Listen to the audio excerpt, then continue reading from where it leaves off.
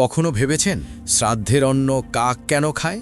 এর পেছনে লুকিয়ে আছে ত্রেতা যুগের এক বিস্ময়কর ঘটনা। বনবাসের সময় চিত্রকূটে অবস্থান করছিলেন শ্রীরাম ও সীতামাতা। একদিন দেবরাজ ইন্দ্রের পুত্র জয়ন্ত কৌতূহল ও অহংকারে কাকের ছদ্মবেশে নেমে আসে এবং সীতামাতার পায়ে আঘাত করে। পা দিয়ে রক্ত ঝরতে থাকে। রক্তের এক ফোঁটা মাটিতে পড়তেই ধৈর্যের প্রতীক শ্রীরাম ক্রোধে দীপ্ত হলেন। মাটি থেকে তুলে নিলেন একটি সাধারণ ঘাস। সেই ঘাসেই সঞ্চার করলেন ব্রহ্মাস্ত্রের শক্তি এবং নিক্ষেপ করলেন জয়ন্তের দিকে। ভয়ে জয়ন্ত স্বর্গ, ব্রহ্মলোক, কৈলাস সবখানে আশ্রয় চাইল, কিন্তু সেই অমোঘ শক্তি থেকে রক্ষা করার ক্ষমতা কারও ছিল না। অবশেষে সে শ্রীরামের চরণে ফিরে এসে ক্ষমা প্রার্থনা করল। করুণাময় রাম তাকে জীবন দান করলেন। তবে ব্রহ্মাস্ত্র একবার নিক্ষেপ করলে বিফল হয় না, তাই জয়ন্ত তার একটি চোখ উৎসর্গ করল। কথিত আছে সেই থেকেই কাক জাতি মানুষ ও পূর্বপুরুষদের মধ্যে এক পবিত্র বার্তাবাহক। তাই বিশ্বাস করা হয় শ্রাদ্ধের অন্ন